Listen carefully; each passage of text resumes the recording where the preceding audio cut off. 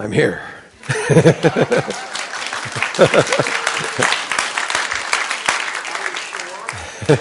I think.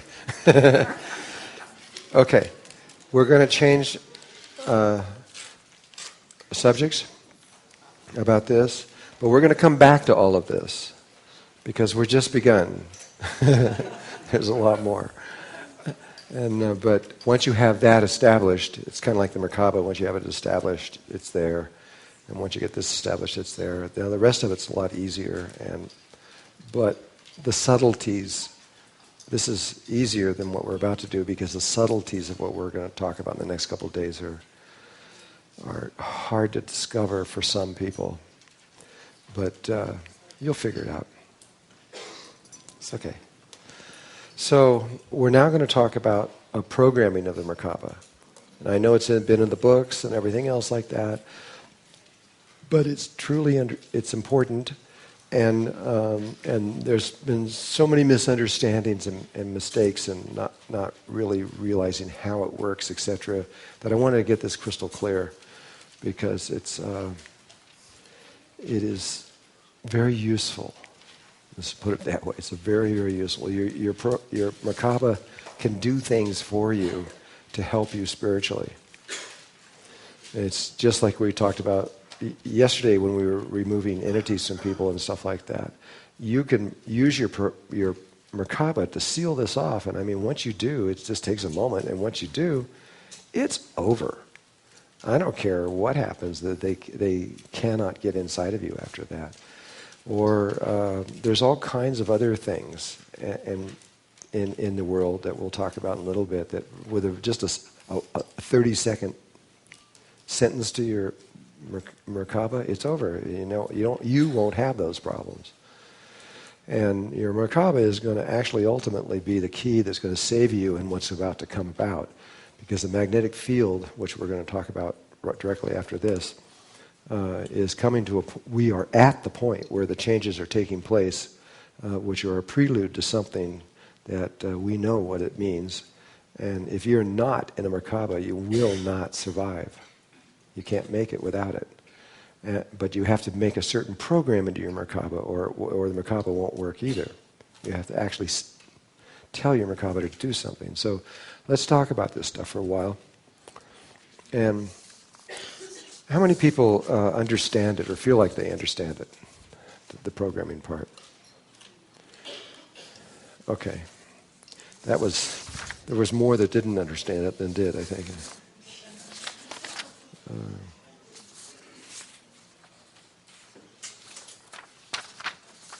We're down to 2 pieces of paper.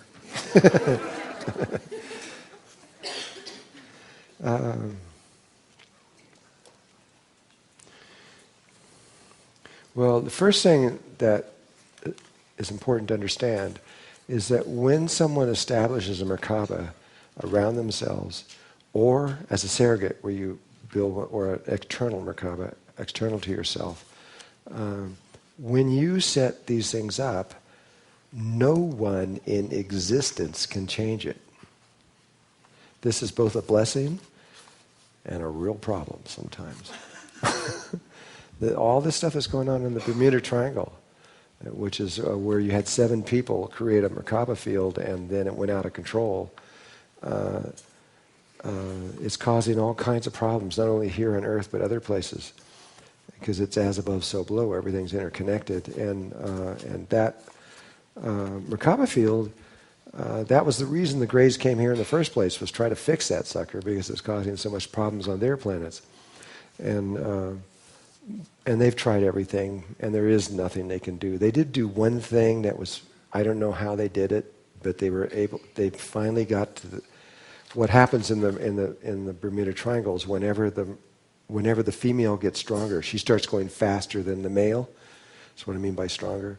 Then that's when the distortions take place. So they couldn't change the programming, but they somehow influenced the speed ratios. And they keep the male faster than the female. And that was in 1993. To my knowledge, there has not been any distortions in the Bermuda Triangle since 1993. If there is, I'm not aware of it, but it's a I don't know how they did it. Really, I don't know how they did it, but they did do it.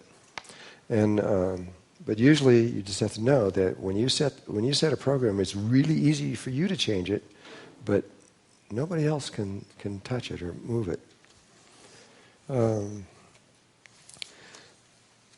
So to describe programming of Merkaba, I'm going to talk about crystals, because it is a crystal. You are a crystal. Your Merkaba is a crystal. It is a geometrical relationship of energy, just like the same thing that crystals do. And they form very specific patterns. The energy field that's around you happens to be the energy field of creation itself, and it has all possible geometrical relationships within it, without any exceptions whatsoever. It's all in it. It's the total package of everything. It's basically when in the Bible when it said God created man in the man was created in the image. How do they say it?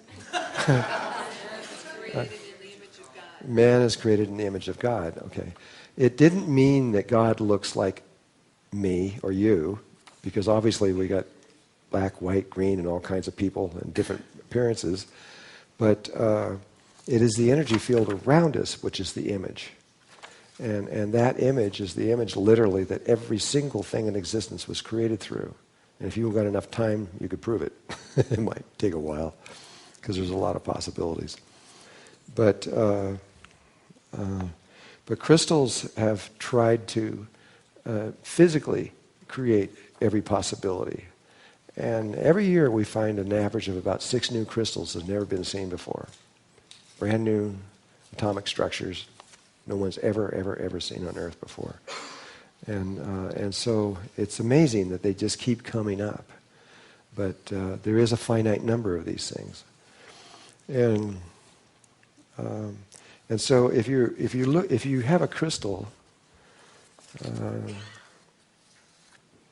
does anybody have a quartz crystal on there, that a natural one that's not polished, and you don't mind if I touch it? Where is it? Is this Yoda? Oh, wow.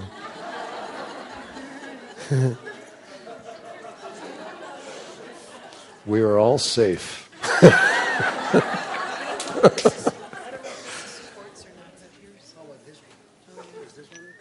Oh, yeah. Oh, perfect. This is fine. This is good.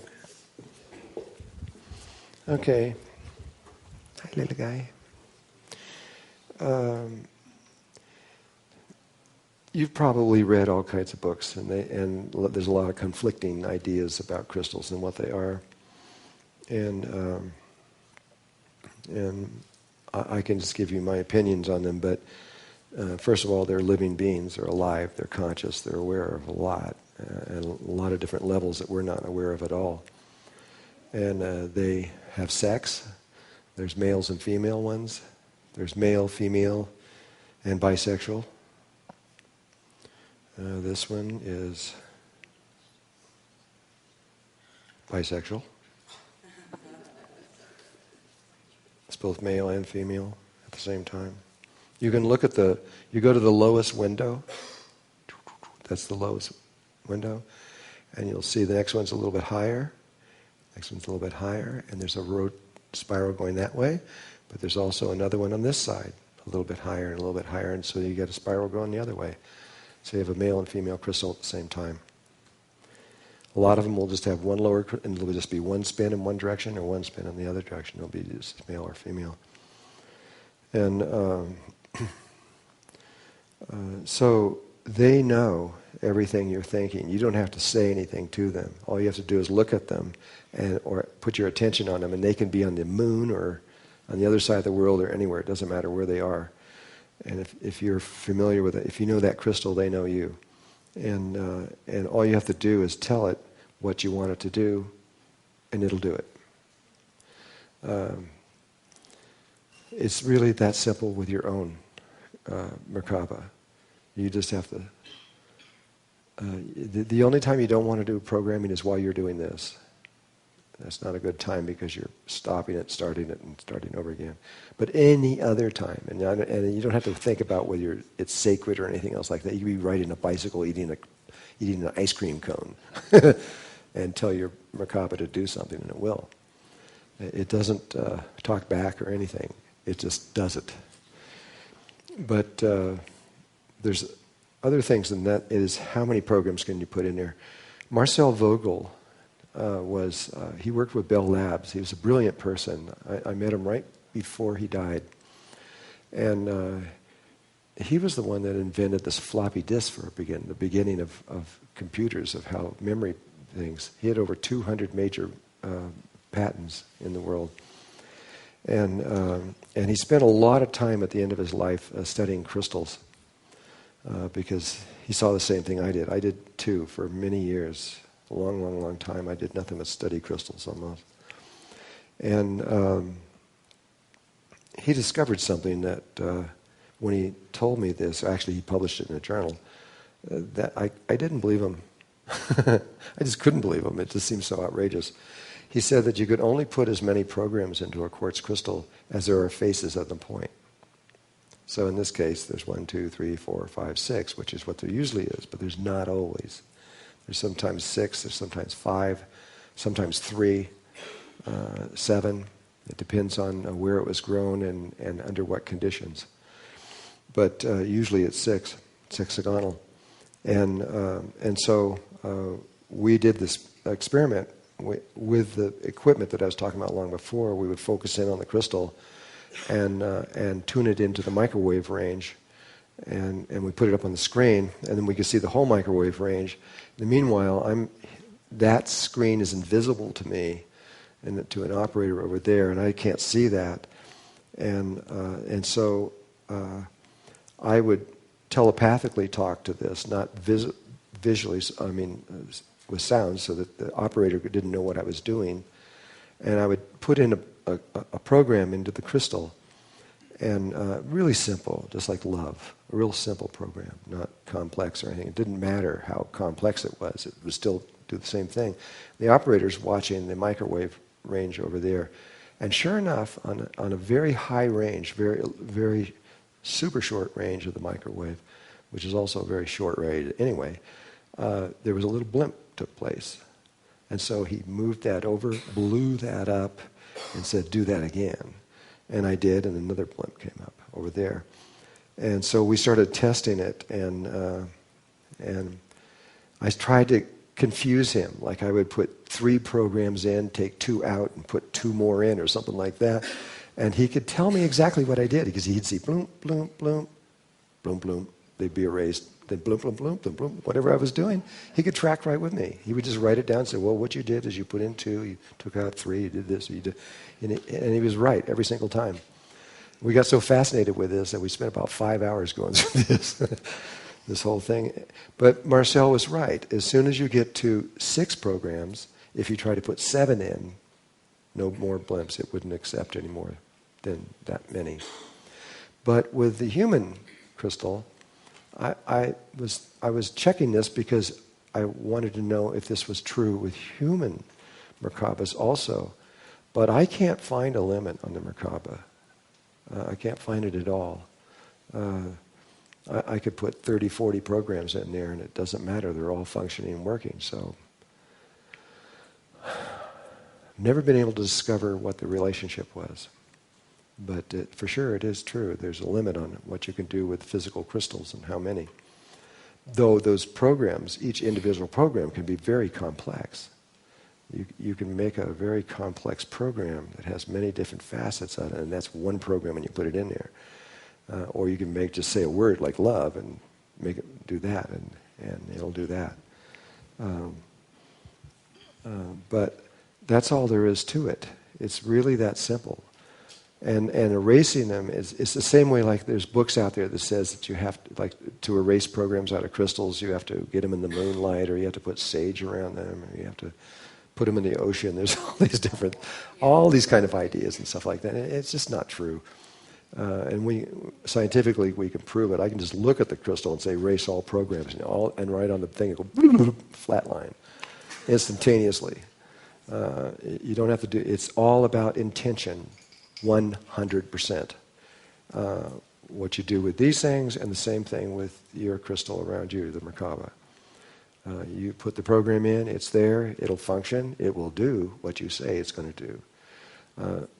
The only exception to that is if you're asking it to do something that your higher self, which is mommy daddy kind of, thinks is not good for you somehow, or not safe or something, because the higher self, now that you've made your Merkaba, that's the first thing that the Merkaba does, is you've been sleeping for a really long time. Your field is not functioning. And so your higher self, which is just you on another level, after maybe 1,000 years, it kind of goes, well, I'll just wait. But the moment, the instantaneous that your disc goes out like that, your higher self goes,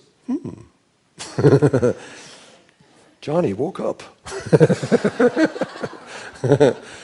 and the attention goes straight onto you. They scan your entire life. They see the higher part of you gets it all in a nanosecond, and then turns around immediately and starts changing things in your life. So how many of you first did your Merkaba and you lost your job and a lot of friends left and all kinds of stuff like this? Because they look at this and say, well, here's 25 friends here that are a bad influence. They're gone. Too much money in this person's life. You lose half your money.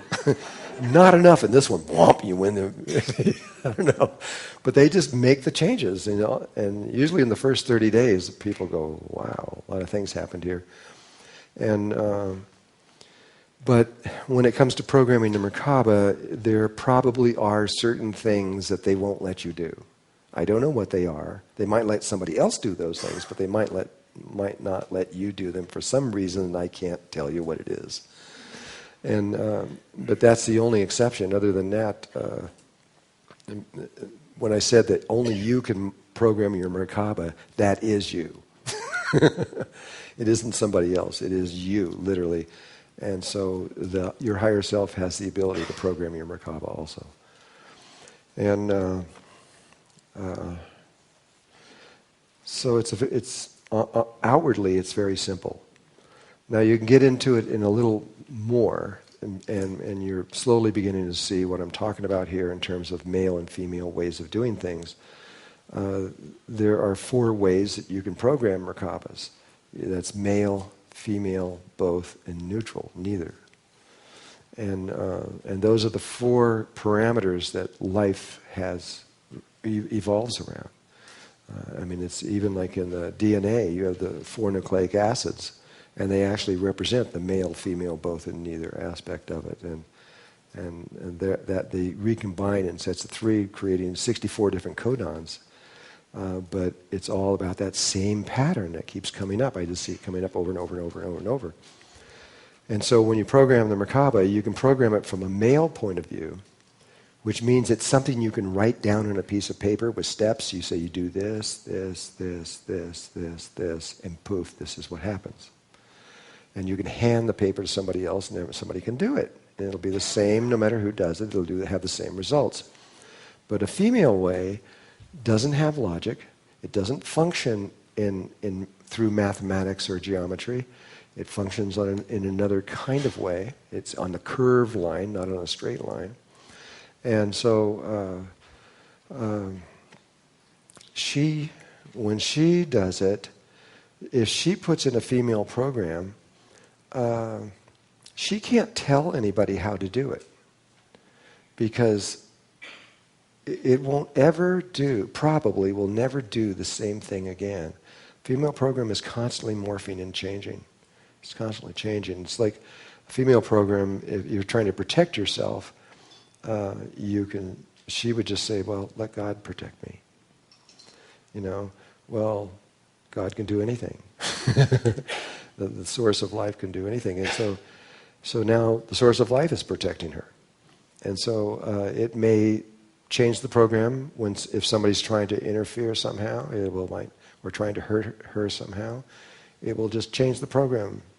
And the moment they try to alter their program to adapt to your program, they'll change it again to something else. And who knows what it's going to be. It could change to anything. And so that steps of change and how it works will maybe never occur again. And so it's very difficult, if not close to impossible, to beat a female program. I know Russia and the United States were in a sparring match for a long time psychically. You may remember back in the days when they were attacking each other's embassies and things psychically. And that went on for a long time until one of them discovered the female programming and the other one discovered it right directly after that. And it kind of ended it because once they both get into that, you go, well, now what do we do? You can't, and it's all just ideas. So that's the thing about the female program is different. You can't write it on a piece of paper. You can't give it to somebody else and it'll do the same thing. It doesn't work that way. But you can use both at once. You can run both male programs and female programs simultaneously in the same Merkaba or the same crystal too. And I don't run very many programs. I only have a few because I feel like I need to have them, so I do them.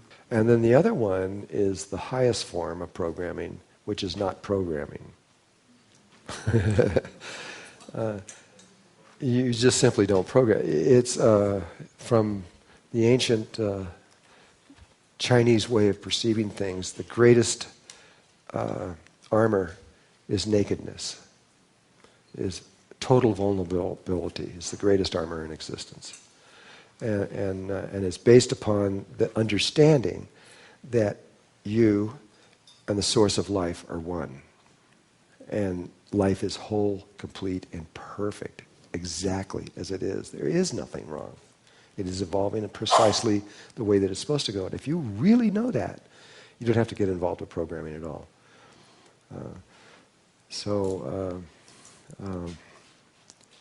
And it's the same way with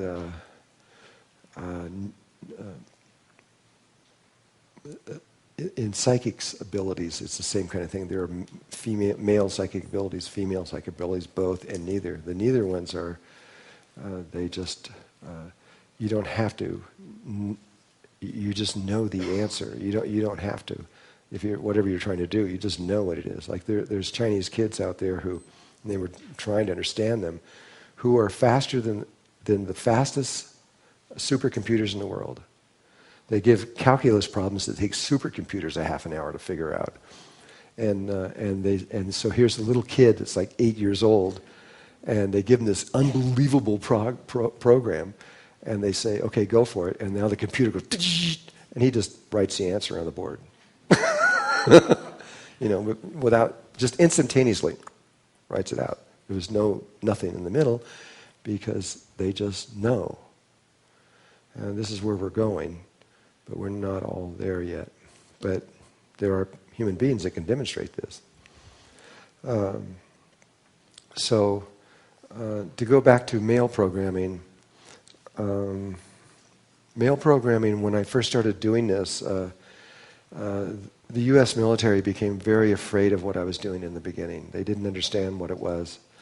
And they were, almost everybody that came through my workshop, when they would leave, they would go back home and black helicopters would just be circling them and projecting electromagnetic fields into them for various reasons, to trying to understand what is happening in various ways. And it was almost everybody, almost practically every single person that went through this. This is in the beginning, and then in the 90s and in there.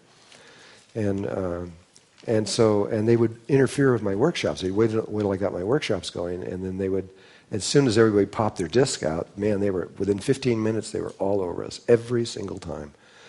And so I just made a little tiny program in there, just so I didn't want to stop what they were doing, because I don't have any problem with the U.S. military. But I just didn't want them to interfere with me, so I just simply put a program in that says that my field, I would set up a huge surrogate or external field that would surround everything, which would enclose everybody's fields. And then I just put that the field was invisible, untraceable, and undetectable. I go off all their screens. They can't find me. They don't know where I am. I just like I don't exist. And no matter what they do, they can't find me. And I was only doing that so they wouldn't interfere. And so I could give a class without their interference. And it worked perfect. It will always work perfect. I have a much better relationship with them now. For a long time, they tried to kill me a whole bunch. And none of it worked, and they couldn't figure out why they couldn't kill me. And so then they finally decided that they were going to join me. And I ended up with a class full of military people. All of them. Yes, sir. Huh? They used airplanes, all kinds of things. They went to war against me at one point. They did not, and it was my fault. It wasn't their fault. I admit it was my fault because I got mad for a second. I shouldn't have done that. They came in and I owned a 160-acre place over here, not far away. It was a conference center that would sleep 55 people, and it was a really nice place that we had. And it was given to me as a gift, which when I was done with it, I gave it back to them because I didn't need it anymore. But while we were there, what was it that happened? They started interfering with my workshop. They came in, that's what it was, with their helicopters, these 4 helicopters. And they wouldn't leave for a while. And I, after about 15 times of doing this, I just psychically traced up to one of them, traced back to who the commander that gave him the order, went back further and kept going back through, and I found myself in NORAD in Colorado, and I went down right into the earth through the channels that set off all these alarms, and I went right into the main control. And there's about 7 or 8 generals sitting in there and all these people, and they were just like freaked because they could see me somehow. They got some kind of thing. I don't know what it was, and they knew I was there, and I remember going up to him and says, "Okay, are you the guy that did this?" And he says, "No." And they ended up sending me all the way to Bill Clinton. And he's going, "Well, I didn't understand exactly," or something like that. Well, after that, they just, holy cow, they sent in 4 helicopters that parked themselves over our land and would not leave until they ran out of gas, and they'd have 4 more would replace them. And they put all these instruments all around our installation in the mountains around us.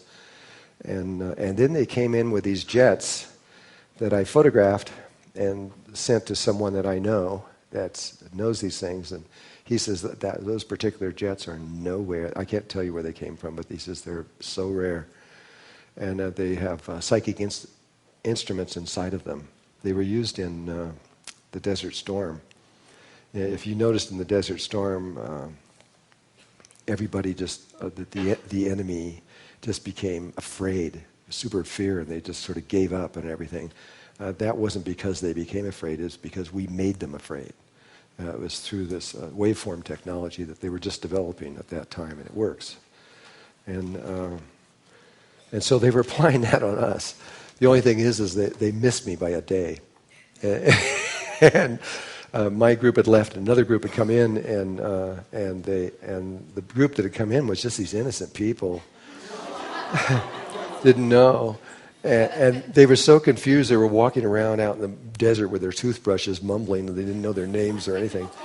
And so it's a long story, but I've been through this enough. And eventually they finally came and approached me directly, and we had long conversations.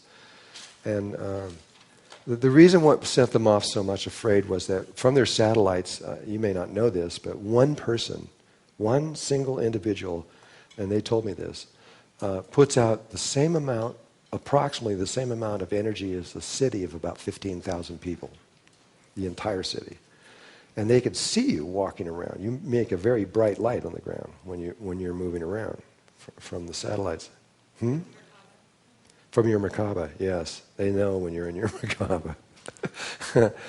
And so, and they're starting to see these all over the world, and then they started fearing, well, if a person puts out this much energy, who are they, and what does this mean? So that's when they all came to a workshop and said, you got to tell us what you're doing. So I did. There's these beams of light. You breathe this way, you do this, and they took it serious.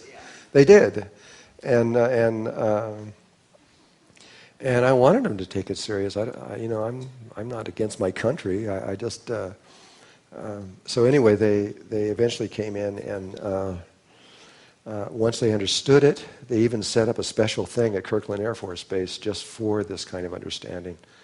And I think it's and where they've taken it, I don't know. You can use this all you want in military as long as you don't use it offensively. You can only use it defensively. You can use your Merkaba to protect yourself, but you can't kill anybody with it. You can't, because then you kill the love and the whole thing dies. Russia, and I've been right in the midst of Russia in the government pulled me right in. All 5 levels of the KGB have been to the Flower of Life. All the heads of them. And Putin was very aware of all this, but he didn't go through one of them, but he was very much in support of it.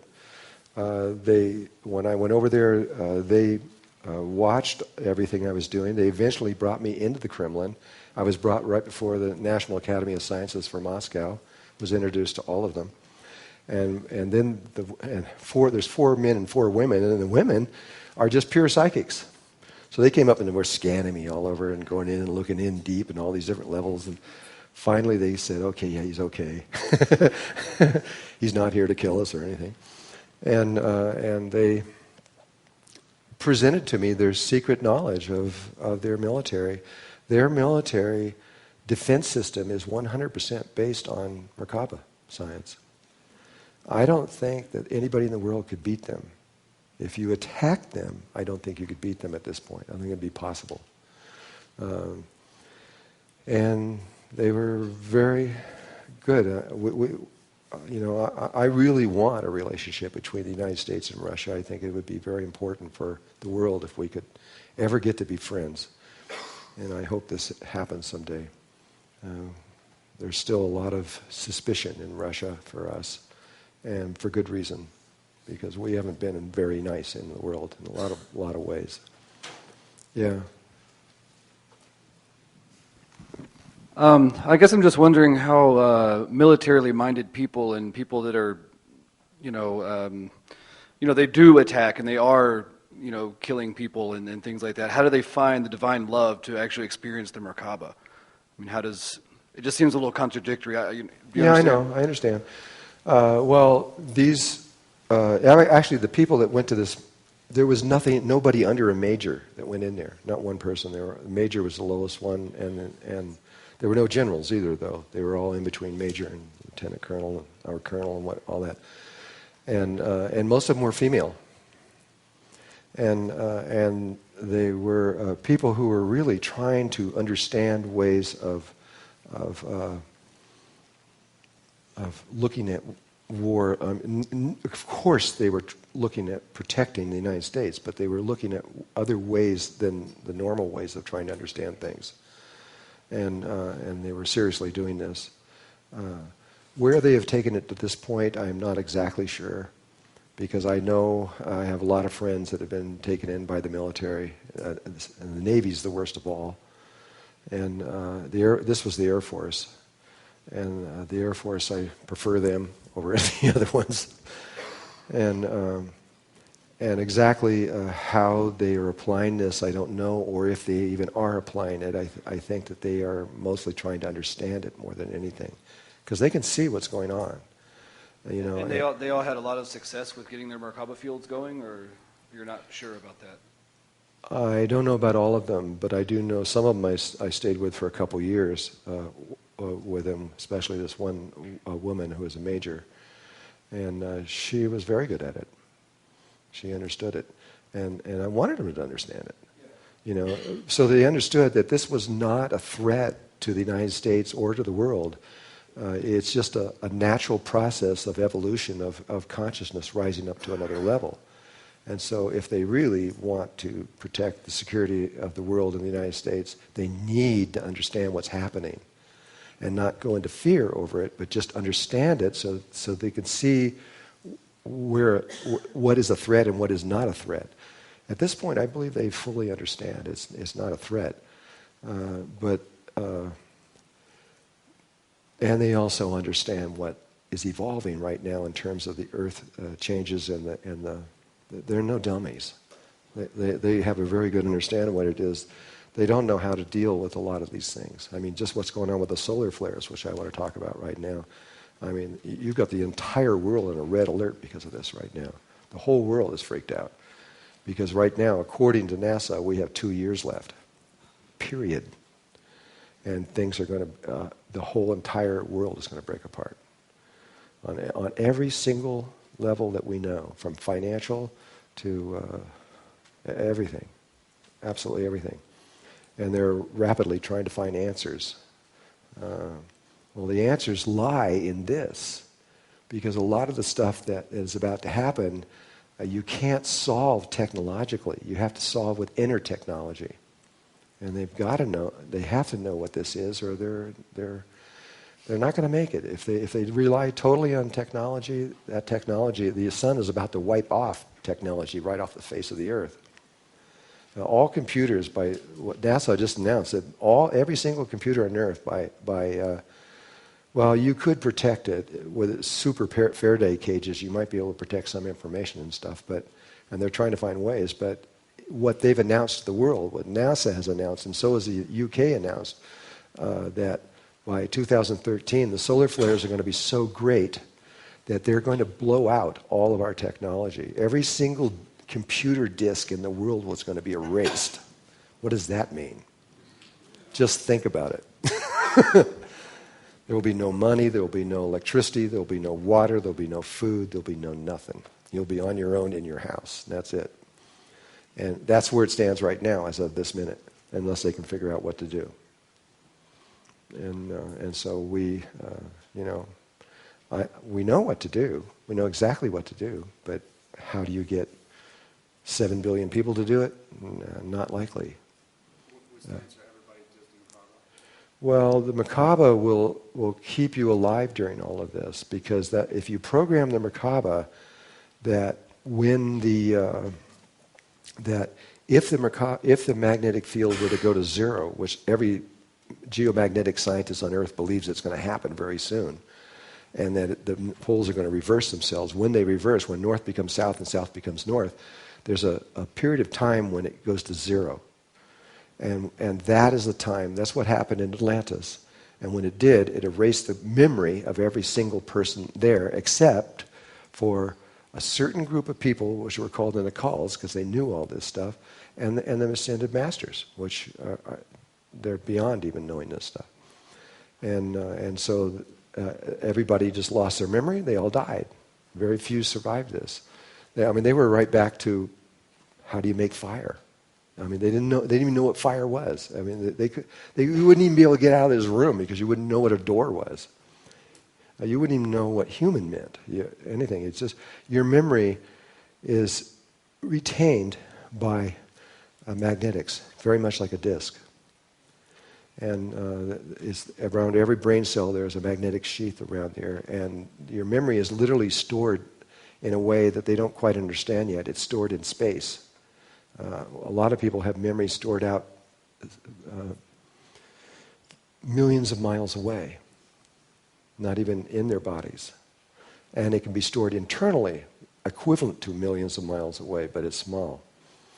And so there's a lot of things that they don't get, but I believe that we will get this in time. That no, probably the whole world is not going to figure this out, but there's going to be enough people, whatever that amount is, for us all to keep humanity alive and to go forth and go on.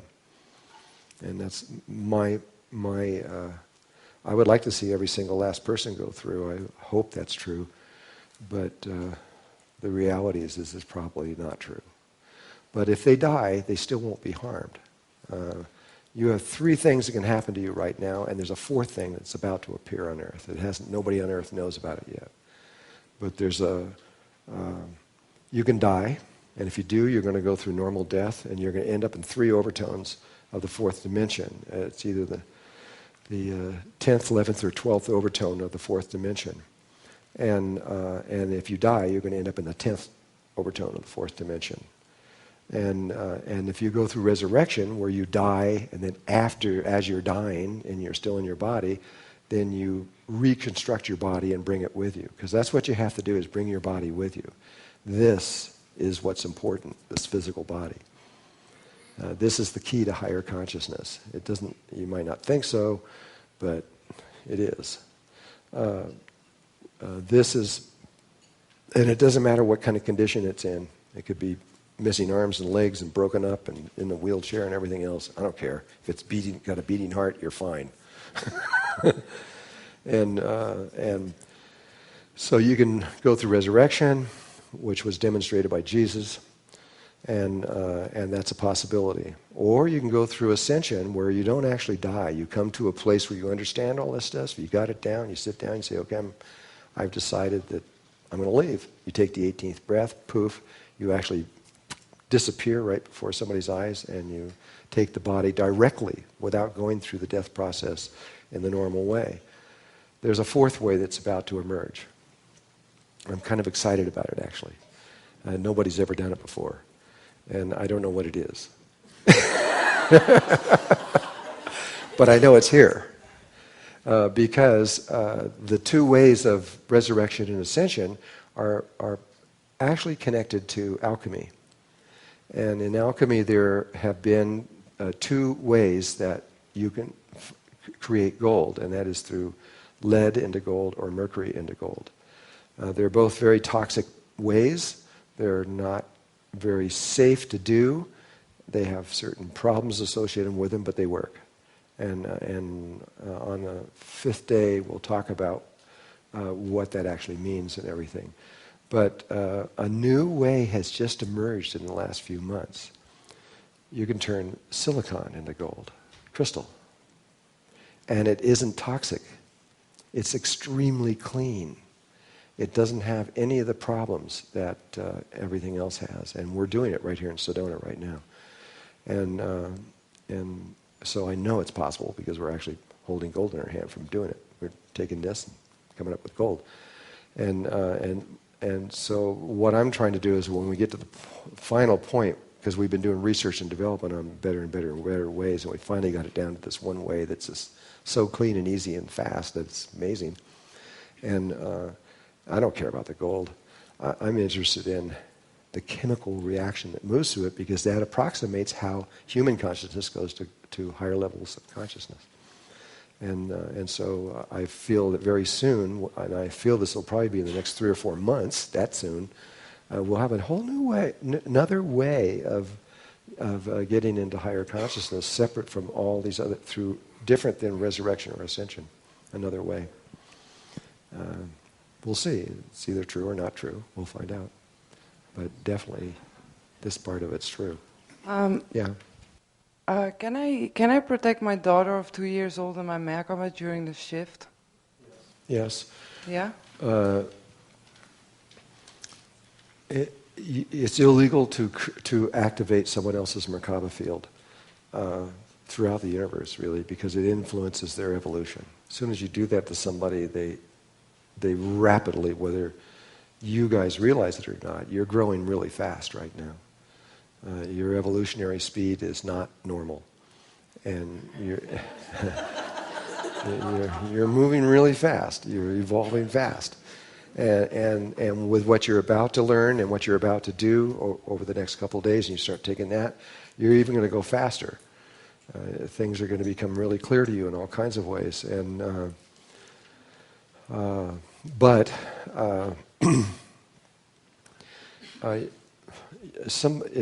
it's illegal for people to come from other places like ETs and come here and mess with us. Though there have been so many people that have broken the laws with humanity we have been screwed with for thousands of years. And I don't know, it's just like, oh, it's okay, it's just the humans, do whatever you want, you know. But it's not, you're not supposed to do that stuff. And one of the laws is you can't activate someone's Merkaba field until they do it naturally. However, the one exception is that if you're a mother or a father and you have children and you're in a life and death situation, you can do it.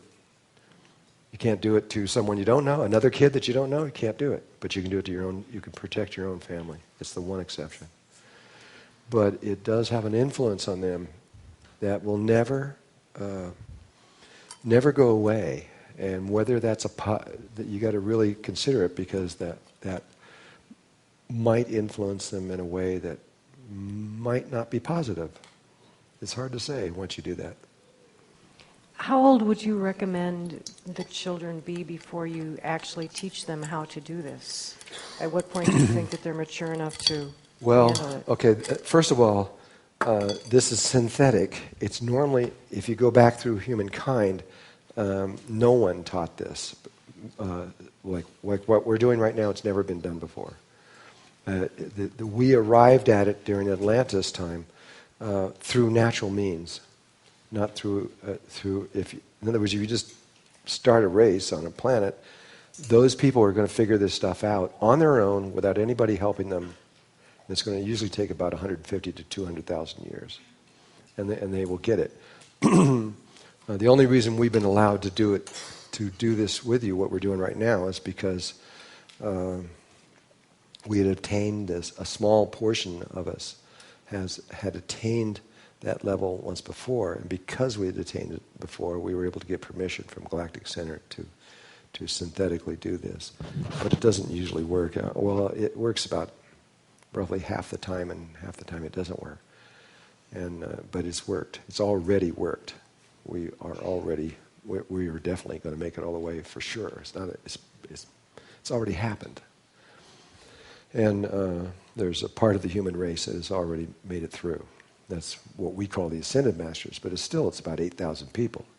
If nobody else made it through, humankind has made it through. Are they physical? The Ascended Masters, there's only a few of them that are physical.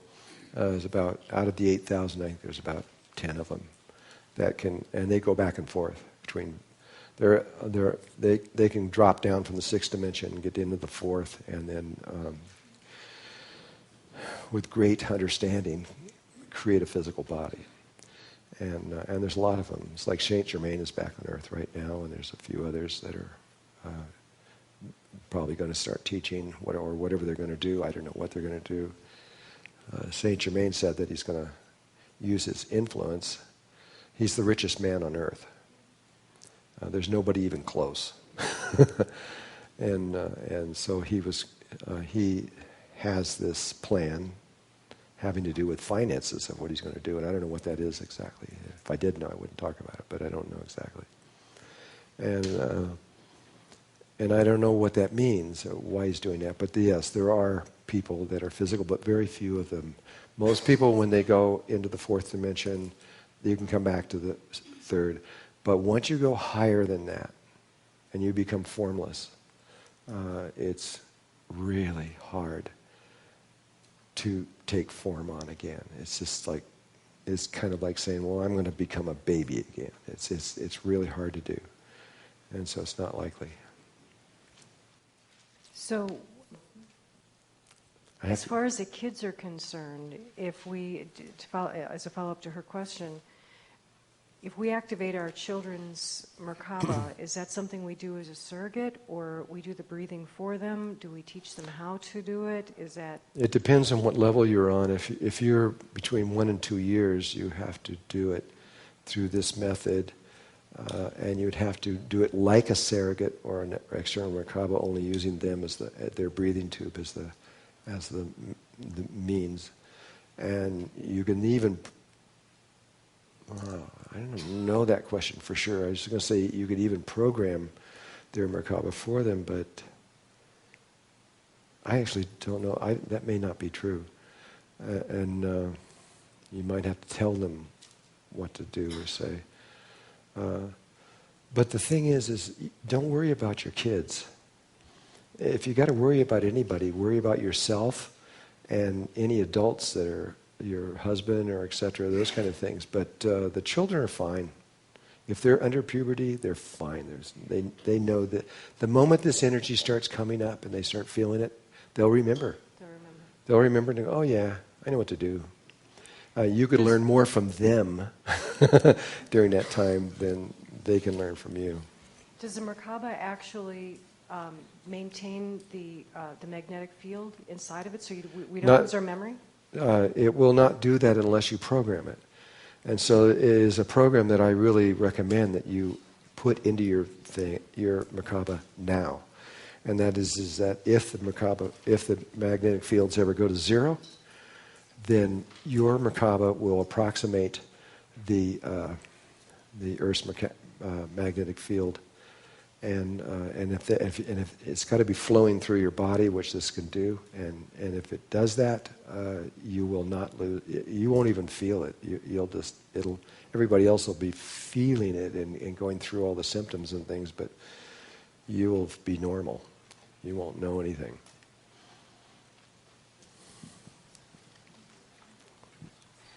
What about animals and other races on the planet? How about the animals? Oh, no problem with it. Yeah. The only life form on Earth that we have a problem with is humans. There's no problem with the rest of life. Okay, Not great, any. Great. They all know exactly what to do. Do And even, by the way, even the ones that go extinct, they're not really extinct. They just went fourth dimensional. They're there on another level of existence. They just can't be here. But and maybe someday they may want to come back here. But the potential is still there. But they're fine too. And we've had a lot. I mean, we had 30 million species on Earth in the year 1900, approximately. We got about 15 million now. If you were coming from space looking at Earth, you would say it is dying. Because it took hundreds and hundreds of millions of years for these life forms to be developed, and it took less than about 100 and something years to kill it.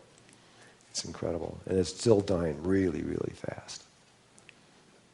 I mean, the people who say there's no environmental problem is like... they're not looking around themselves. I mean, it's just like, it's huge. Yeah. Do you sense that the solar flare problem or the polar shift problem is going to happen before the fourth dimensional shift? Or is it possible the Earth will just shift to save humanity? And so we avoid all okay, that? I mean, right now you have many things going on at once.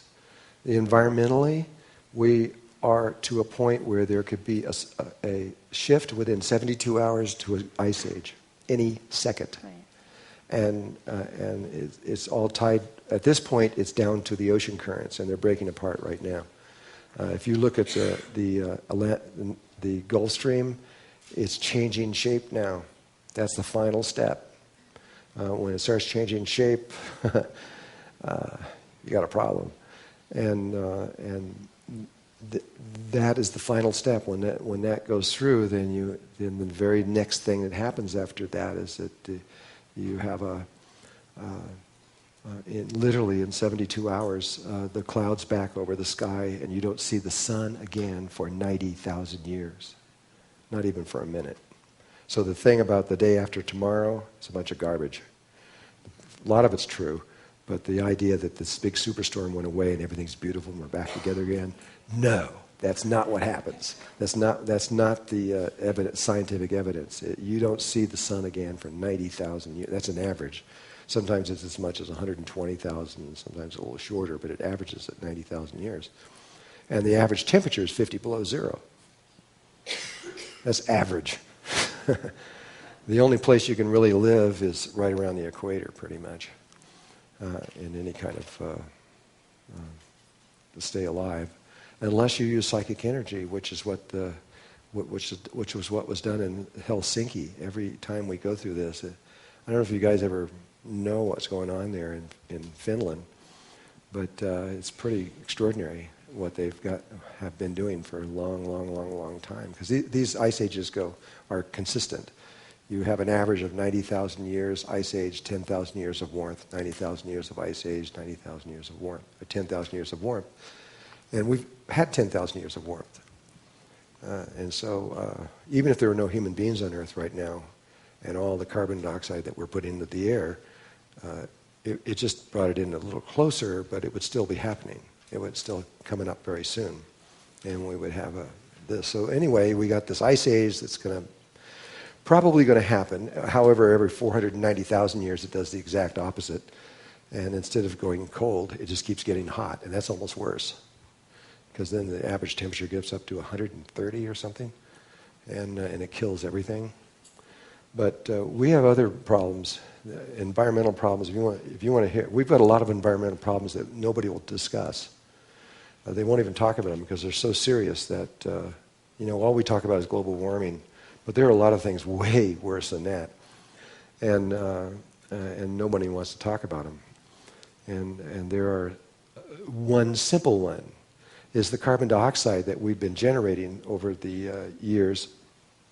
A lot of environmentalists secretly and very quietly have been very concerned about this because the amount that has been released, half of it, 50% of it disappeared. Where did it go? They didn't know where it went. I mean, secretly going, we've got to find this. It's there. Where did it go? And nobody could find it for a long time. And then just a few years ago, they discovered it's in the oceans. The oceans absorbed it. The oceans absorbed it. So then at first they went, yay, the oceans absorbed it. We know where it is. And then they went, wait a minute. And then they took readings. Do you know that the ocean right now has the same carbon dioxide readings that were in our oceans a little more than 100 million years ago? It means that every single thing in the ocean is going to die, except for the things that were there probably 100 million years ago. We won't be able to survive. All the coral reefs are dying. They're all going to go. Everything we know and that's the bottom of the food chain. It means we're going to go. We have a limited time here. We don't know what it means for sure, but we're the top, and so when the bottom goes, we're in trouble. And so, do you hear anything about this? Where do you hear about this? Nobody's talking about this because there is no answer. It's something that's happened, and we can't change it. And so all we can do is just keep talking about global warming and things like that. But there are, and that's only one. There's over 70 environmental issues that are right now that if any one of them break down, the whole world dies. And they're almost all of them are sitting there. The ozone, nobody's talking about the ozone anymore. You think it's getting better? No, it's getting worse and worse and worse. The ozone holes are getting huger. They're starting to happen all over the place. We can't live with that if the ozone disappears because you'll go blind. All the animals will go blind. Everything we won't be able to see. The UVC light makes you go blind, and skin cancer. There's a whole city in South America that they either have to move or everybody has to leave from because they're inside of an ozone hole that won't go away. And you've got indigenous people there with really thick brown skin, and they're still getting burned. They applied to the United Nations. They said, we didn't do this. Could you move our city? But they wouldn't do it because they know there's going to be a lot more of them. And you can go on and on. So that's one thing, is the environmental issues that are huge. And then you have this thing with the pole shift. And science right now is really in denial of this whole thing. What they're talking about now and is just a bunch of garbage. They've actually changed the records just so that they wouldn't have to talk about it. I mean, they've actually gone into the universities and altered the records. I can't believe it, but they did, because we can prove it. We've got the records before and after. We can look at them and, well, this is what it was, and look what it is now. And it's just a bunch of, no, it's not true. Okay, I'm going to try to focus in on one particular area up here right now. I mean, we could go on and on and on and on and on. I could probably go for weeks. But I want to talk about the solar flares, the magnetic field, and the pole shift. And I'm going to try to do it in a kind of concise method. when I was saying that the records have been changed on one issue that we have documented, and that is on the Schumann frequency of the planet. There's a Schumann frequency in the Earth, there's a Schumann frequency above the Earth, and what the Schumann frequency is lightning strikes that are hitting the Earth. How many lightning strikes per second? And over the whole Earth, that's what causes the ringing, the frequency. And the frequency is 7.28 hertz, I think it is. Is that right? It is right? 7.23? Okay, 7.23. I can't remember. It has been so consistent for so long that the military uses it to calibrate their machines and guns and things. And then in the 80s, it started changing, and it started rising. More lightning hitting the Earth. And it went and slowly started getting up. And Greg Braden was mapping with this. He's from Martin Marietta originally, and he's a real scientist, and he was studying this, and he says, wow, this is amazing. And I was working with him. We're really good friends. And we were watching this, and it kept rising. It got up to about 9 point something. I don't remember exactly what it was. Approximately 9.5 hertz. And that's when our government changed all the records, because we were getting the records directly from Berkeley, California, and various places that were watching and recording all of this, and we had them. We could see what they were. And then in a single day, suddenly, all the records were changed. And they said, no, there's been no change. It's 7.28 or 2.3, whatever it is. And we're looking at the records and we go, that's not what this says. And then the Russians and the Germans just said, this is BS, it's not true. That it's still rising. Well, for some reason our government didn't want us to believe that the frequency was rising. And so they decided to make a change in scientific data, which is weird. Which makes me say, what else have they changed? And so in Russia, Russia is now saying that the hertz is approaching 13 hertz right now. And Germany was saying the same thing. They agree with that. But we don't. We're still saying that there's been no change at all. Okay, well, it's just not true. And so there's a lot of other things that I've realized they've changed in recent times, and that has to do with pole shifts. They really don't want us to know when the pole shifts were. And they've changed the data from what I have read and got in my house and everything else like that. They're now saying the last pole shift was, what did they say now? I think it was 790,000 years ago or something like that is what they're now saying. And that is not true. The last pole shift was about 13,000 years ago, and there was another one about 26,000 years ago. And there's massive data on that. Where is it now? I don't know. It's kind of interesting. This has all happened in the last couple of years, maybe less. But anyway, what I know is that from this is that when there is a pole shift, every single time in the past, and we studied it back for 250 million years, but now they're back about 450 million years. But every time there's a pole shift, there is always, prior to the pole shift, there's always a magnetic pole shift first. And because the magnetics is the key that makes the pole shift. I mean, if you understand the pole shift, for a long time, especially in the 1900s, scientists couldn't understand how a pole shift was even possible. Because, you got a gyroscope, big one, the Earth, rotating on an axis. And to change that axis to a new axis, the amount of energy would be unbelievable to move that. I mean, you just take a motorcycle tire going at 60 miles an hour and try to move that. If you could get out beside the road and try to move it, it would be like almost impossible. This is 80 zillion, billion, trillion, zillion tons of moving around an axis. It would take a moon hitting the Earth or something to change an axis. Yet we know that the Earth has had axis shifts many, many, many times. We tracked out at least over 200 times it's happened before, up to 250 million years ago. So we know it's happened, but how can it possibly happen? This is what was going on in the minds of many scientists in the 20th century. And then right toward the end of the 20th century, there was some scientists that figured something out, and then they did it in more than 2 universities. They were able to verify that this was true, and it's now the leading theory, since we've never experienced it before. It's the leading theory now as to how it can happen. And basically, you have the crust of the Earth, which varies from about 20 to 40, 50 kilometers deep or so, which is like an eggshell around here. And then underneath that, you have the mantle.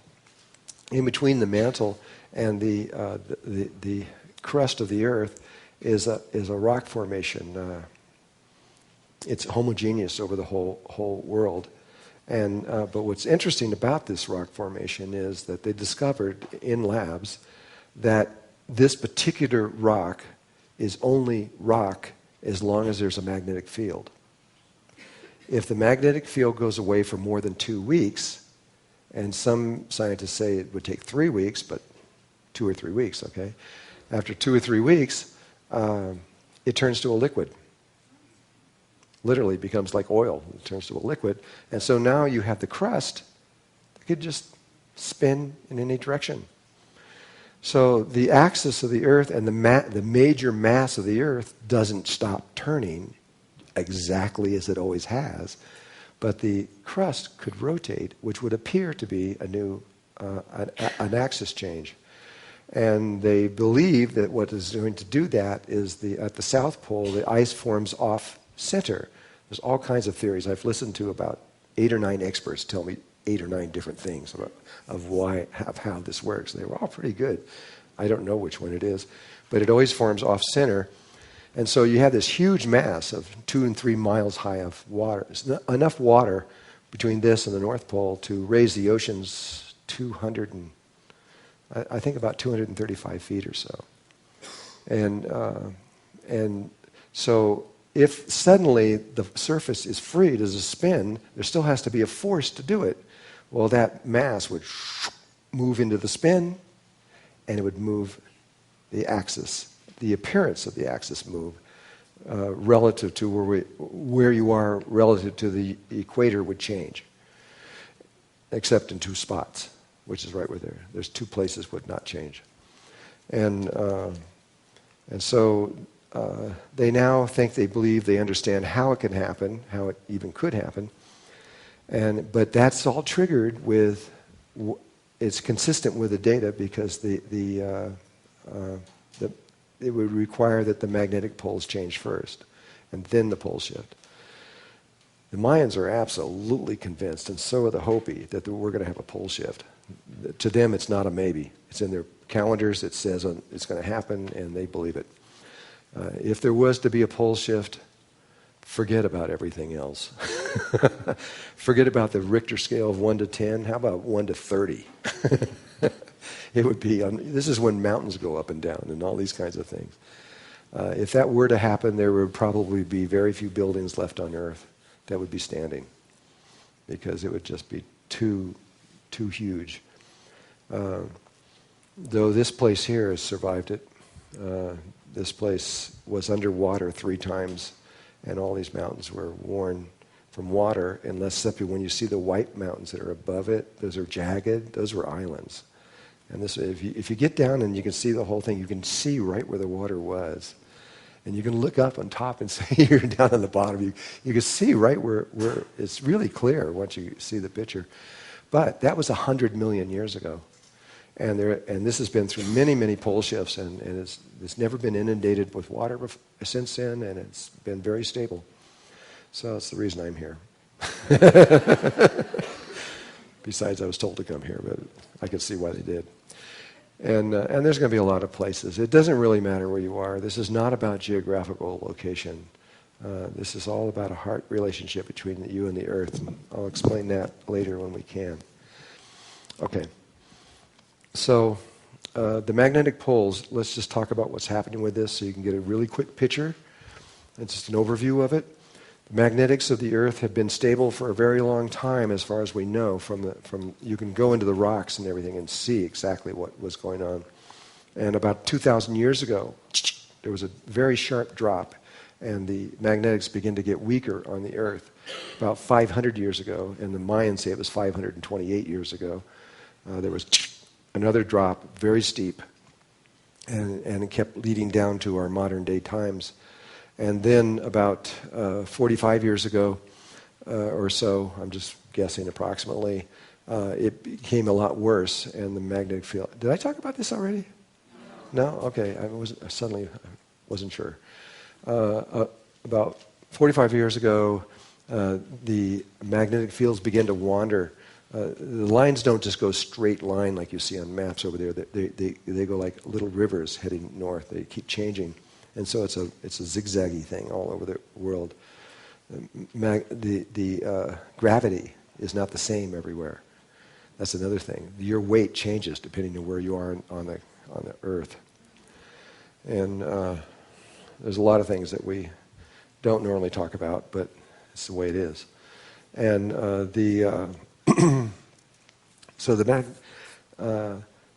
about 45 years ago, that's when the anomalies became so great that we began to watch and see how the dolphins and the whales, for example, began to beach themselves and start coming up, because they use those lines of force to follow their migration lines.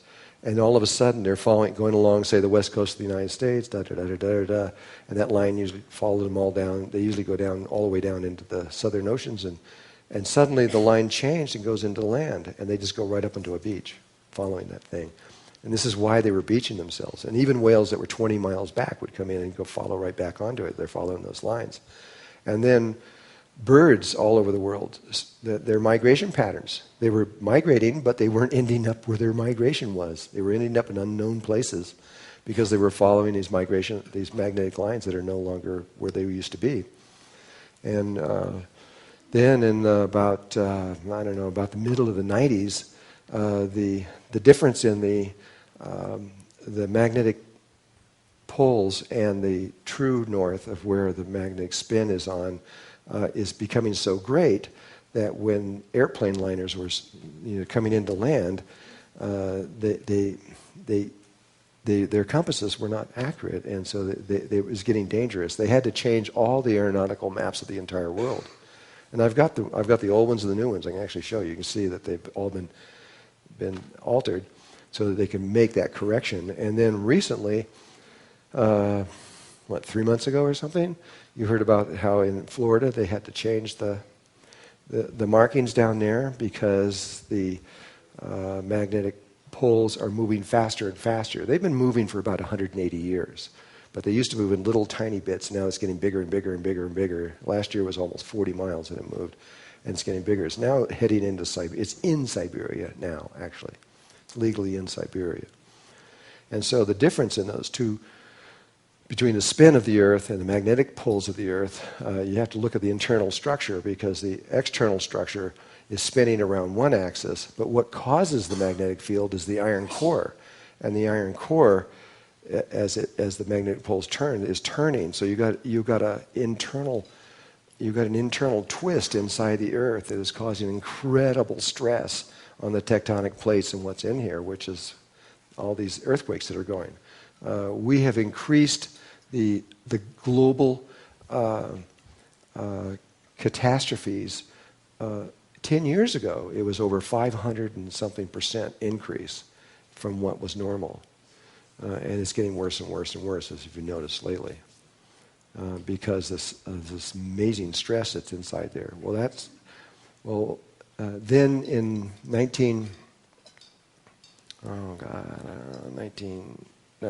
2003, I believe it was, the geomagnetic scientists of the world, really a whole team of these people, they're from international, made a movie through NOVA, and they put it on television, talking about what was going on in the geomagnetic field, because at the South Pole, you have the lines go out at the South Pole, curve around, and what is traditionally thought of is it goes all the way around and comes in the North Pole. That is not what happens.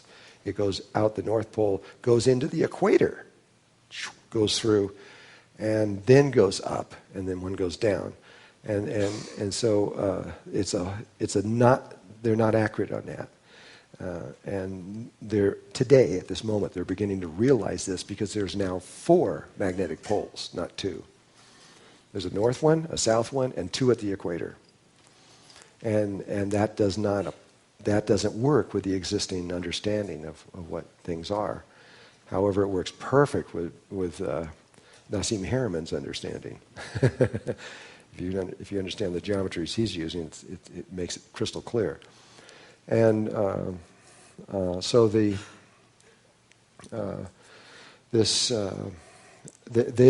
what's going on at the South Pole is that the lines are going out, and there's holes forming all over down there. They're going out and turning and wrapping right back in. And so that's making the field weaker, even weaker. So in 2003, they said that if this continues, that we're going to have a reversal of the poles. The North Pole is going to become south. The South Pole is going to become north.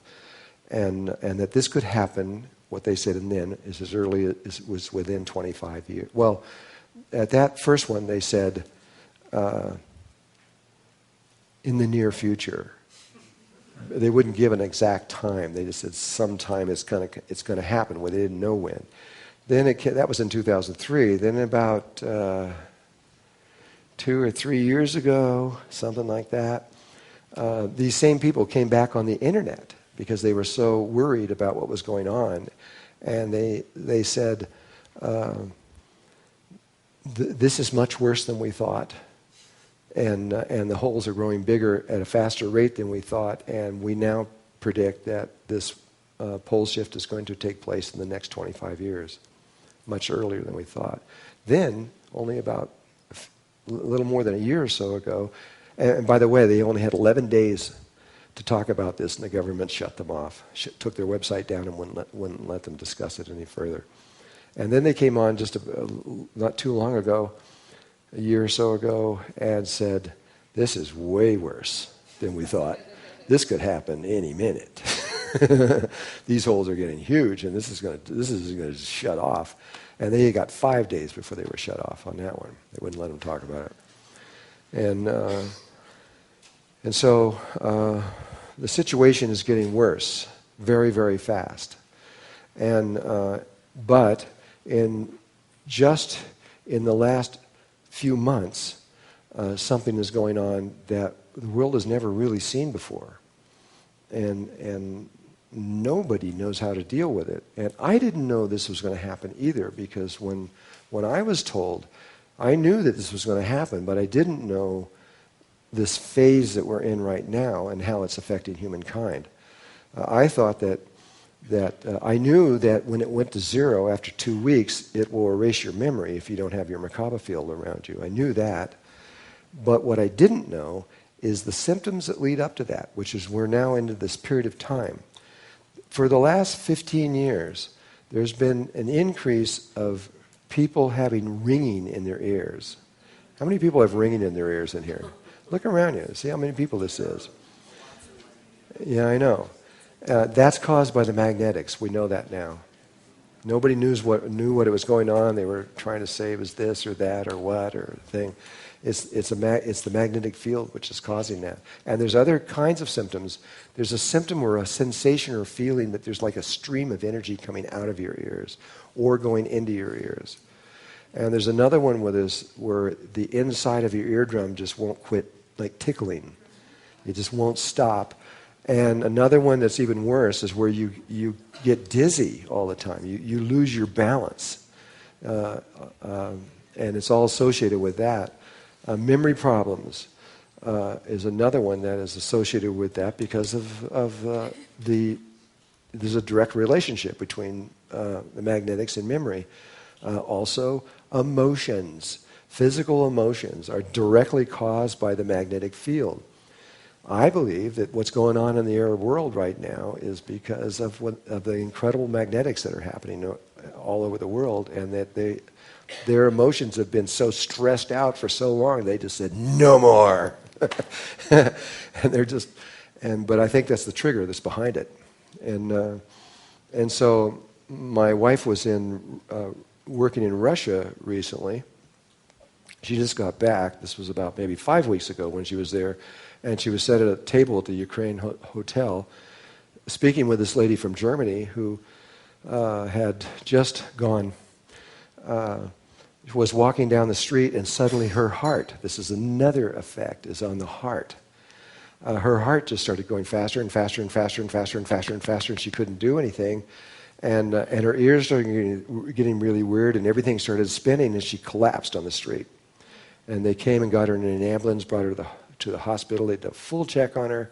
And the doctor comes in and says to her, "There's really nothing wrong with you. You're just totally normal. There's nothing wrong with you. What's happening is you just responding to the incredible magnetic field what's going on right now." They said that. If we knew that in the United States, we'd still never tell them that. But over they did, and one of the major newspapers, the government allowed this, and they put in a huge article, several pages, telling them of all the symptoms they're finding. It's about 35 different symptoms, mostly with the magnetic memory, heart, balance, all these kinds of things, and that and telling people that if you feel these symptoms, there's really nothing we know what to do. It's the magnetics of the earth that is causing it. And they're just being frank about it in Russia. They'll probably never say anything here in the United States. They might in Europe, maybe, if it gets obvious enough. But and so I didn't know these symptoms were there, and it means that we are getting really, really close. We really are. We're getting really, really close. The Mayans are clear. They're saying, well, yeah, we're going to have a pole shift here really soon. And so we need to learn how to use our Merkaba fields and all this knowledge so that we don't have these kind of symptoms. Not just the memory loss, but all of these other symptoms that are going in there, because we have to stay completely balanced to be able to do what we're going to do. If you end up having a heart attack because of this, that's not going to help you or the world or anything. And so, and I know there are a lot of people all over the world right now working on this, trying to understand exactly what to do. But this is the thing I want to put across to you. The magnetic field is like, it's like a womb, kind of. It's completely surrounds you and passes through you. And it regulates many things within your body, your emotions, and a lot of stuff that we were talking about. It's tied directly to it. And so we now have to talk about the sunspots and the solar flares, which are solar flares come out of sunspots. And what's going on with this, because this is directly connected to it. You need to understand what's happening. So you can take the action, or whatever action you feel that you need to take. The solar flares, the sun just came out of one of the calmest periods ever seen before ever. We're in solar cycle 24, and we've never seen this before. It was 4 years of absolute silence, just like water just being smooth, bizarre. On Valentine's Day, it was the next class flare went off as the fourth largest one in history, and since then it's just every single day down. The sun has just become getting more and more active. Well, the solar flare, what a solar flare is a magnetic pulse from the sun. Okay, it's magnetic in nature. And it takes 8 minutes to get here, and then 20 minutes to get through the atmosphere, and then it instantaneously, and NASA was talking about this, I was reading what they were saying about this, instantaneously it changes the entire magnetic field of the Earth in a second, as fast as a lightning strike. That's what they were saying. And so what happens is you are used to the field being in a certain strength, a certain way, and moving in a certain way wherever you live. You're used to that. And if you, even if you drive a car or anything else like that, it's changing as you go, and you can feel those changes. You're used to all of that. But when a solar flare hits, you're sitting there and just ding, it's instantly something different. It's just like you were just put in another spot in the world instantaneously on the other side of the planet or something. And so there's this, another one of the symptoms is people feeling like they're lost, or like something happened and they don't know what it is, because the field changed and they weren't able to adapt to that change. And so that's what we have to learn, is how to adapt these rapid changes. When a solar flare comes in, we can adapt to it. If you can't adapt to the speed at which it's doing it, there is a way that you can program your Merkaba in such a way that when the solar flare hits, it stays the same, and the solar flare goes, it moves the magnetic field to another configuration. Well, instead of going there instantaneously, which causes all kinds of symptoms and problems, you can just take your time. Track back over there, but instead of doing it instantaneously, take a couple weeks or something. Just keep moving in that direction, because you want to go there. This is what we're thinking. This is what everyone I'm working with thinks, that this is probably the best thing. But this has just emerged. The whole world doesn't know how yet to deal with this, but we've got to learn how. I mean, I'm just kind of throwing out a warning out there. We need to understand this, but eventually, what the Mayans are saying is very interesting, and I'm not going to talk about exactly what they do, because I haven't put out enough information. They say how to do this, and what to do about this, and so it's another very simple thing, but I can't talk about it now because we haven't had enough stuff put out there for it to make any sense. So I'm going to come back to this later, of what they say is the answer of how to deal so you don't feel these symptoms of what's going on, because it is dangerous, especially if you're driving a car or an airplane or flying a plane or something like that, even a bicycle for that matter, or a motorcycle. I mean, if suddenly your heart starts going racing and you go unconscious, that's not good.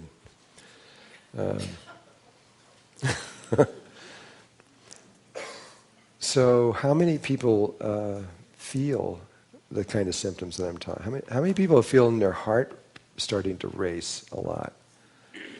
Yeah. All these things very well may not, I mean, you still need to see a doctor and talk to them and everything else like that, but it may not be anything that they can do about this. I just wanted to bring it up because it's very clear right now to me what is going on. I just don't know quite how to respond to this yet. But after I give everything from tomorrow and the next day, then I'm going to come back to this and I'll present what the native people are saying to do. And you can make up your own decision on that. Okay, this has really been the day of the mind. Thinking. I'm so glad we're on the end of this. Okay. I was just wondering to what extent HARP technology is not having more of an impact in terms of HARP. Oh, HARP. Yeah, in terms of the ringing in the ears and all of that, and the artificial manipulation of the magnetic field. Well, yeah, HARP is, I mean, I haven't been following them for a while. I know what they're doing. I mean, I understand what they're doing to a degree anyway, and the weapon that they're creating from this, and the kinds of things they can do with it. I don't agree with this kind of research. I think it's kind of over the top. This is way more powerful than atomic bombs, and potentially more dangerous. What they're doing. What they're doing. Yeah, so I thought that the ringing in the ears was mostly caused by what they're doing as opposed to natural occurrences in the magnetic field. Well, the Russians in their research have come up that it's not HARP, it's the magnetic field. And it has been. See, the magnetic field actually has been pretty crazy now for at least a solid 30 years. And so I'm leaning more toward the natural response to what this is, though it could be both. I mean, what they're doing is insane. I mean, you talk about evasive on the environment. That's just, I mean, boiling the atmosphere is just incredible that anybody would even consider doing something like that. And how that can affect our magnetic field as well, our emotions, our thoughts. I know. It's just amazing. And all the times we shot ourselves in the foot, too, by testing it and not knowing, because it's hard to control and everything else like that. But there are weapons even more dangerous than that are far more controllable that they're using. HARP is a big one of them, but the Russians have some pretty amazing ones. These things have never been used in warfare yet. We don't think, anyway. But I hope we never have to, because there's a lot of stuff going out there that is just, it just goes against everything. It's totally anti-life. It's not even, it's beyond protecting oneself. You would think that people would understand that you just don't do certain things, but they don't. I mean, the Russians are so good at like controlling weather, for example. When I was brought over there, they spent a lot of time talking to me about what Slim and I were doing with things. They were following us for years and watching what we were doing. And so they actually gave us their coils and what they were doing and how they were doing it, they were light years ahead of us. And we were using their coils. They let me bring them back to the United States, even some of them. And we were using them, and what would take what Bob Dratch and Slim Sperling were doing, which would take months to achieve, I watched achieve in less than 1 second. You could watch change the entire humidity of the entire state of Arizona in 1 second, and drop it or raise it to just amazingly. And nobody could figure it out. I mean, nobody would even notice, which is what even more is weird, that you've done these things. But I don't know. I don't like all that stuff, but it's going on, and there's all kinds of things that are going on, and there's lots and lots of them, and it's amazing that we're still alive, really.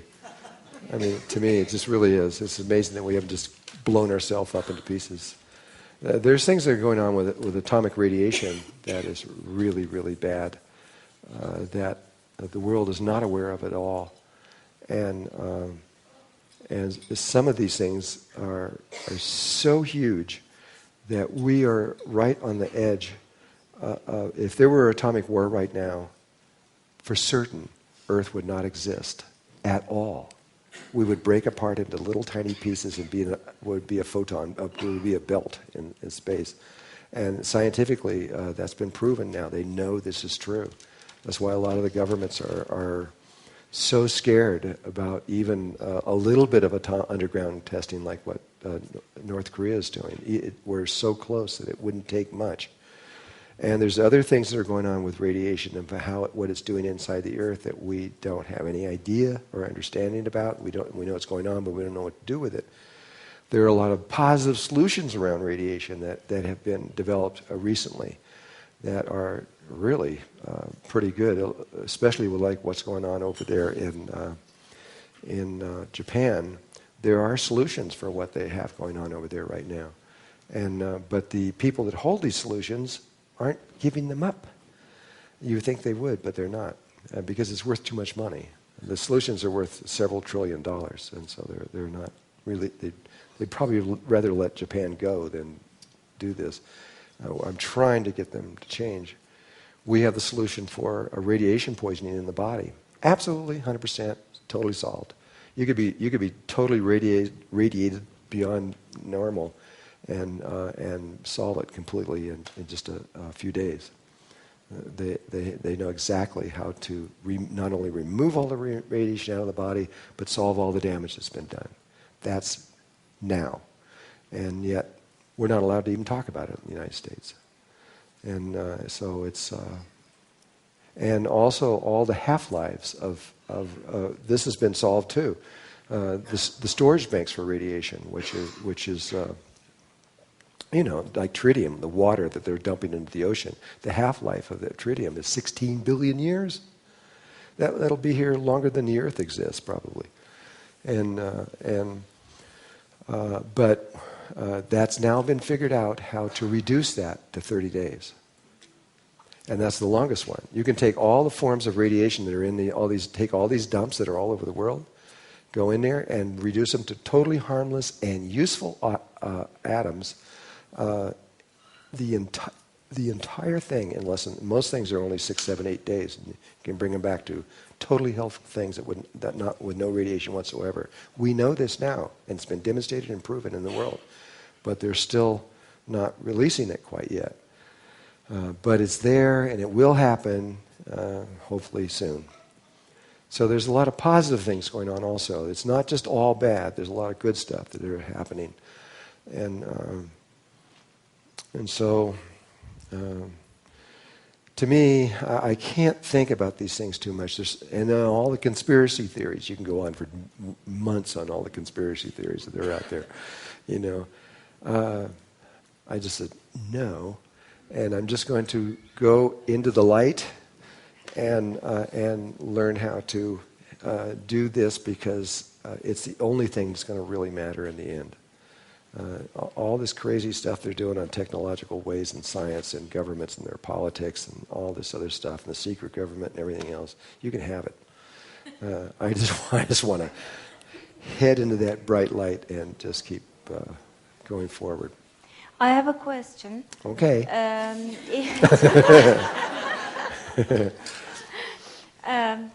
It's about 2012 and the Earth. Yes. So suppose we activate our Merkaba and breathe our 18th breath and can disappear during the shift. Where do we go now? When you disappear? Yes, you don't leave the Earth. But what happens to Earth? Does it stay, well, how about the Ice Age or? These things, the Ice Age, we always go through Ice Ages. It's nothing new. And all these problems are not really problems for the Earth. The Earth can solve all these problems. However, there are certain problems that she's going to have a little trouble with, I know.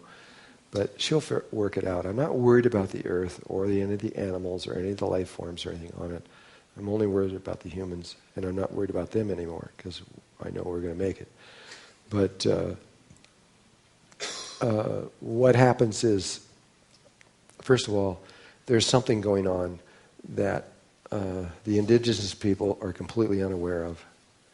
The Mayans, I sit down with those guys, and yeah, they've got the cycles down pat. They've got them perfect. They know, and they've got all their information now that's coming back to them, just as they prophesized.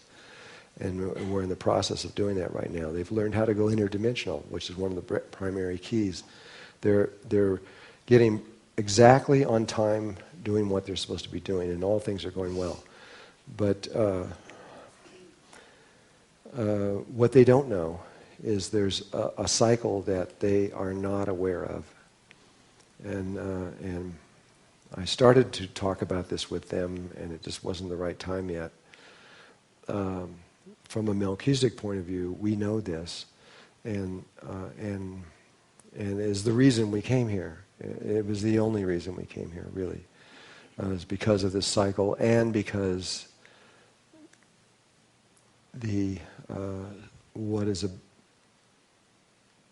as it turned out, and this is another long story, and it's not important really, but Earth has become extremely important in this equation. It's become the center of everything, and it doesn't matter how it happened or why, but it did. Normally you would just think of the Earth as just another grain of sand on the beach, but because of certain experiments and things that have happened here, our evolution is going faster than anything anyone's ever seen, ever. Since the beginning of time. We've never seen anything like this. And it's just going up and up and up and up. If you follow the actual curve of our evolution, right now it's almost straight up.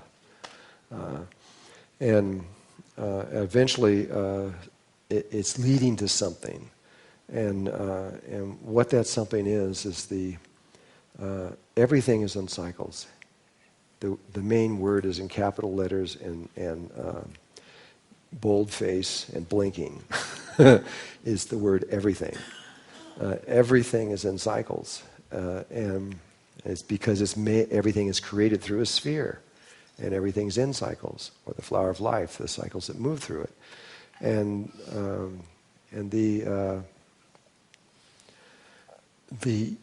this particular universe, which we think has been here kind of forever, and will go on forever.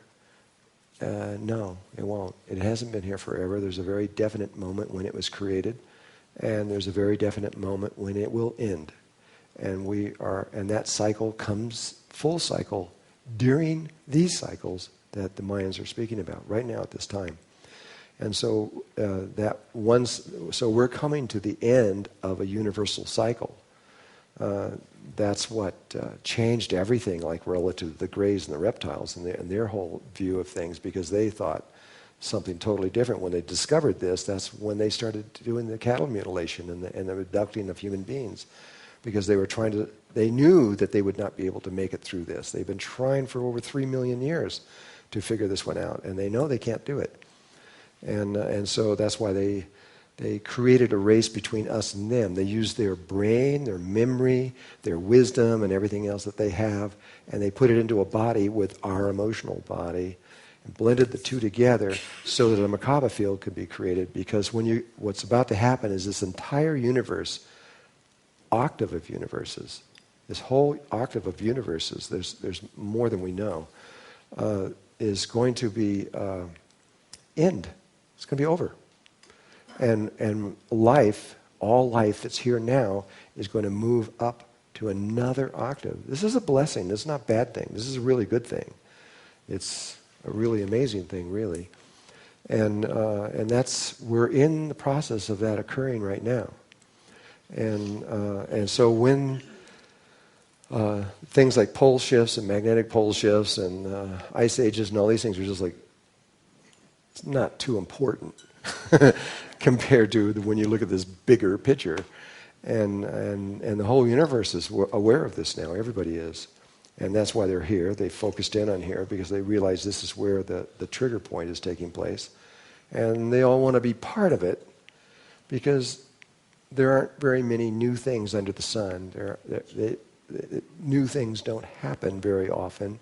Not only the importance of what this is, but just simply anything new doesn't happen very often. And this is brand new. Nobody has ever experienced this before. And it was humankind who experienced it first. We were the first ones. It was ascended masters that I talked about, where the 8,000 went over to this other place, and half of them stayed there, and part of them came back. That was a milestone. It was huge. And so when this cycle, we don't know exactly when it's going to hit. We know it's going to hit sometime inside this window. And we don't know which one's going to hit first, whether it's the ice age, the pole shift, magnetic poles, the ozone going out. I mean, who knows what? Or this one. If this one hits first, I hope it does, because then we won't care about any of that other stuff, because we won't be here. We'll be on another level, heading in another place. We'll be on the earth, but we'll be on the fourth dimensional of the earth. And that's the staging place where and it's all prepared for us, and it's fine, and there's nothing out of balance or wrong on that level of the earth's consciousness. And it's perfect. And so that's my prayer, is that this thing just happen and we get out of here before any of this other stuff happens, because a lot of this other stuff is just painful. It's not, especially a pole shift. Oh my God, you have no idea. It's just like the whole world would look like Haiti. And none of these buildings that we make are prepared for this kind of movement. And so it's up to God. It's up to to all life everywhere. I don't know how it's going to happen, but once this does happen, I do know exactly what's going to happen from there on, because we've already done it, and we know what the experience is, and it's beautiful.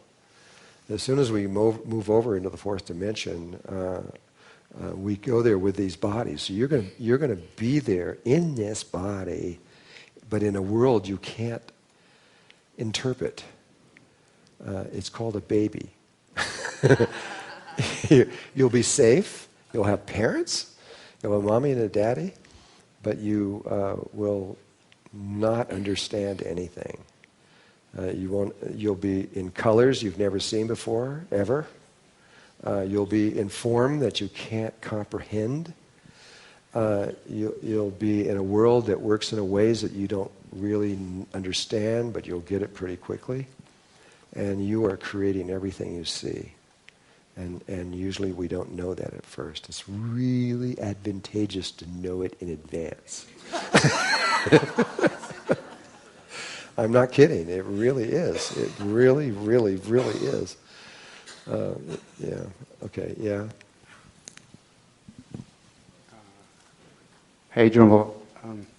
If there's one thing that we could do, and what would it be to prepare for it? Is it the Merkaba? Is it the psychic ability that you showed us today?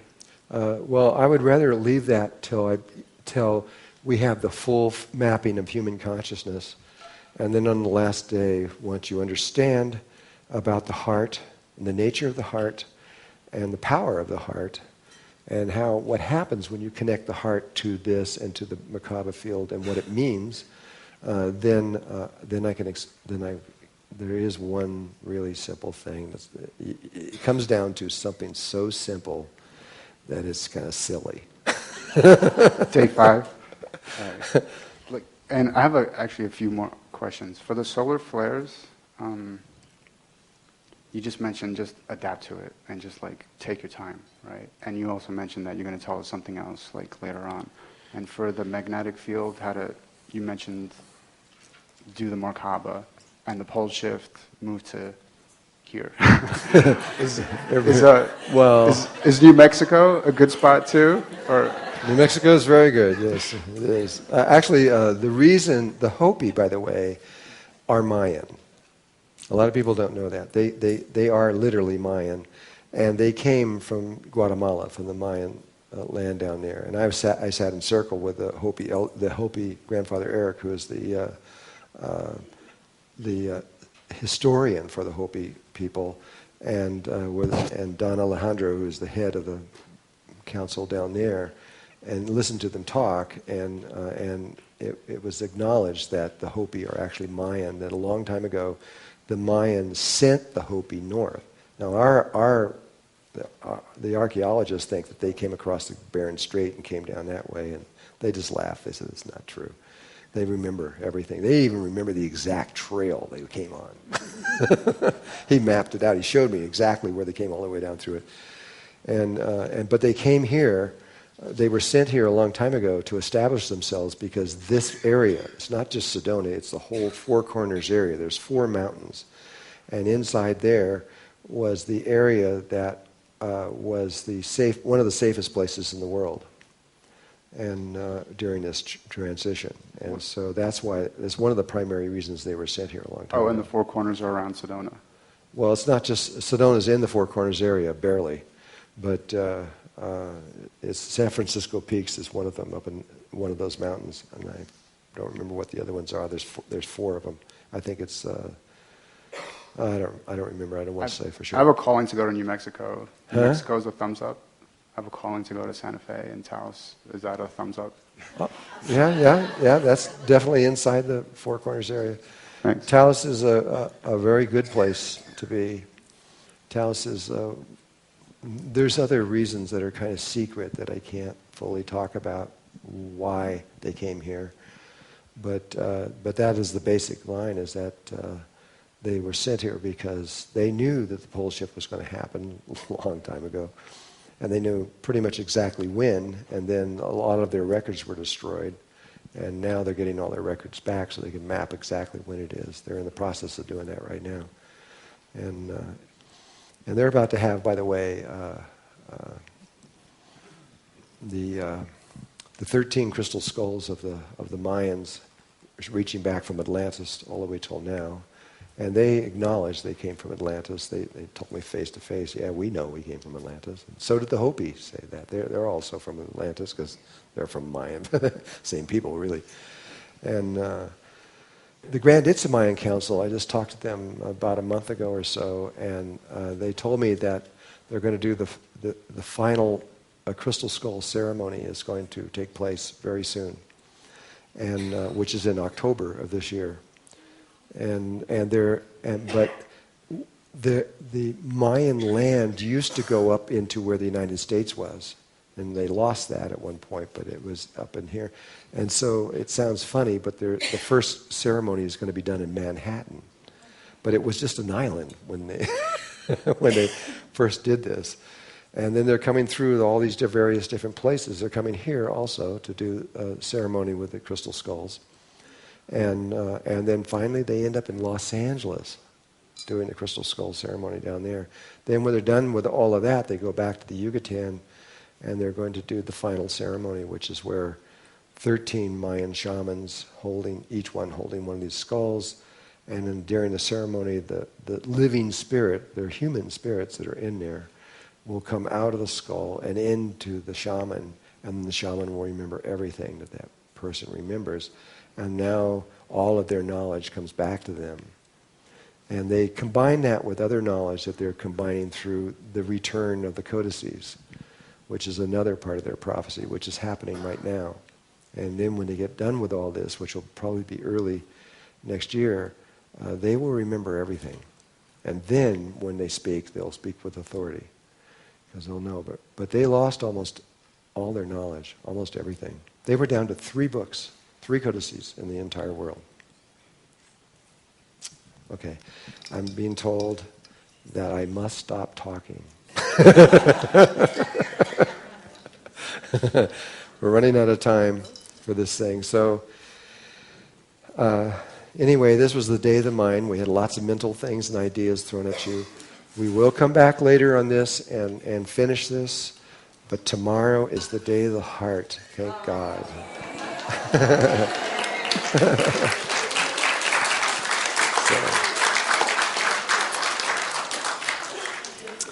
So rest your little brains, and it'll be more fun tomorrow, I think. You did it. You finished day 3. Now we can proceed on to day 4, the day of the heart.